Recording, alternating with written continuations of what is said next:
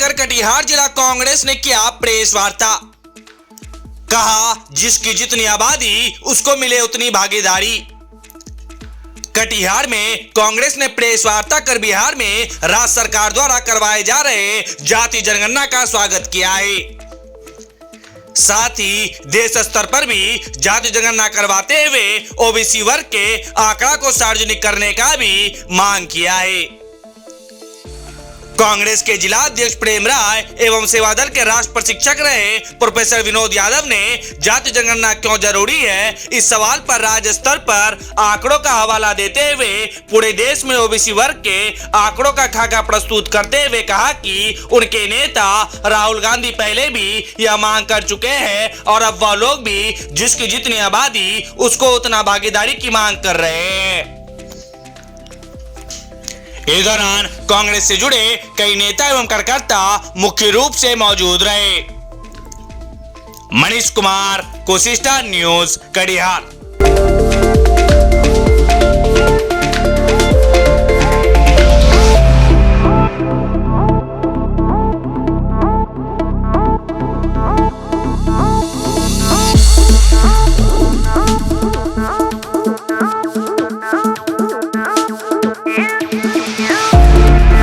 वार्ता कर रहे हैं, क्या मुद्दा? जी देखिए, सबसे पहले आप लोगों का हार्दिक अभिनंदन, स्वागत। प्रेस वार्ता है कि हमारे आदरणीय नेता राहुल गांधी जी को साजिशन जो है सदस्यता भारतीय जनता पार्टी और मोदी जी ने रद्द करवा दिया। हमारे नेता आदरणीय राहुल गांधी जी ने सदन में अडानी और मोदी जी के संबंध पर चर्चा किया था। उन्होंने पूछा था कि ये जो उनके सेल कंपनी का 20,000 करोड़ रुपया किसका है, और कोलार में एक उन्होंने अपना भाषण दिया था चुनाव में कि नीरव मोदी, ललित मोदी जो देश का लाखों करोड़ों रुपया लेकर देश छोड़ के भाग गए तो उनको चोर कहा। भारतीय जनता पार्टी ने कहा कि नीरव मोदी और मोदी शब्द को जो राहुल गांधी जी ने चोर कहा तो ये ओबीसी को अपमानित करने का काम कांग्रेस ने किया है। जबकि ओबीसी वर्ग का सही मायने में अगर कोई शोषण कर रहा है, अपमान कर रहा है, तो वो भारतीय जनता पार्टी के लोग कर रहे हैं। सबसे पहली बात है कि जब भारत सरकार का आप जब गजट देखेंगे तो मोदी टाइटल जो है वो ओबीसी वर्ग में है ही नहीं। राहुल गांधी जी, हमारे आदरणीय नेता राहुल गांधी जी ने अभी कहा है, उन्होंने मांग किया है भारत सरकार से कि जो राष्ट्रीय स्तर पे जनगणना होनी चाहिए ताकि ओबीसी, एससी, एसटी का जो सामाजिक और आर्थिक क्या स्थिति है उससे वो पता चले और सरकार उनके लिए पॉलिसी डिसाइड करे। दूसरी बात कि भारत सरकार में कुल 89 सेक्रेटरी हैं, उसमें एक भी ओबीसी नहीं है। उसके बाद आपको जो संयुक्त सचिव होते हैं उसमें एक एससी हैं, 3 एसटी हैं और 4% एससी, 3% एसटी और 7% ओबीसी हैं। शिक्षा जगत में अगर आप देखेंगे तो कुल केंद्रीय विश्वविद्यालयों में एक जो कुलपति होते हैं वो एक एससी कम्युनिटी के हैं, एक एसटी हैं और 7 ओबीसी वर्ग के हैं। केंद्रीय विश्वविद्यालय में जो रजिस्ट्रार हैं उसमें आपको 2 एससी, 5 एसटी और 3 ओबीसी समुदाय के लोग हैं।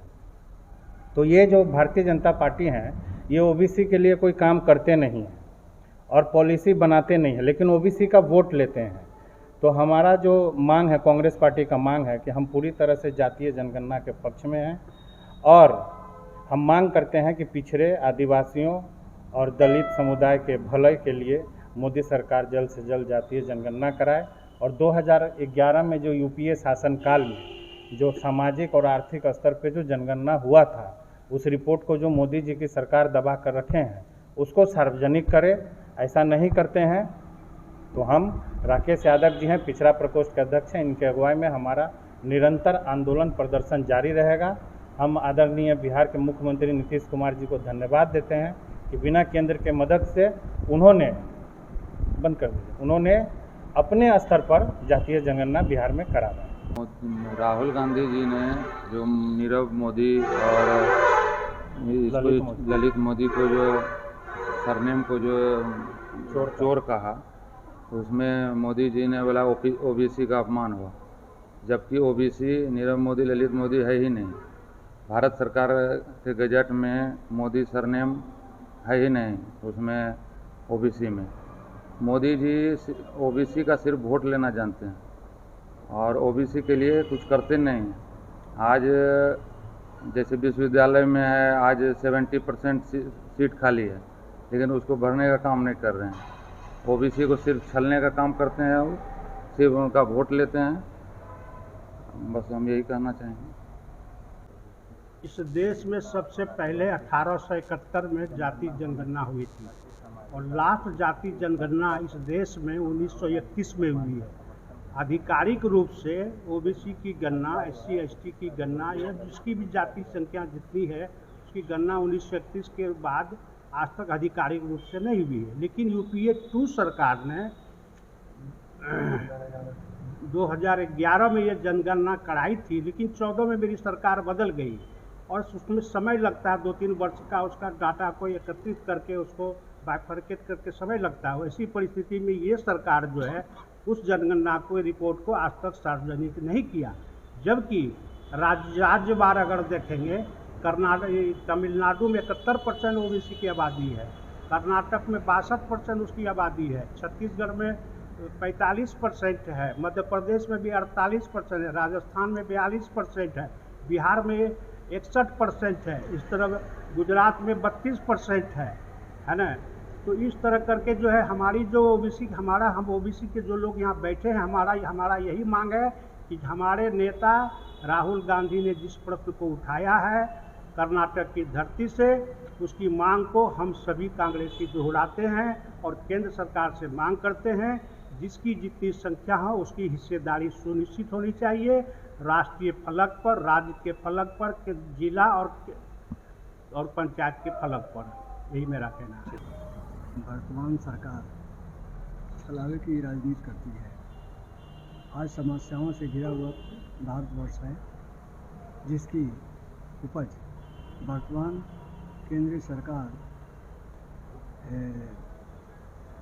नरेंद्र मोदी की सरकार की है। नरेंद्र मोदी प्रत्येक समस्या से लोगों का दिमाग डाइवर्ट करने के लिए नई नई चीज़ें लेकर के आते हैं।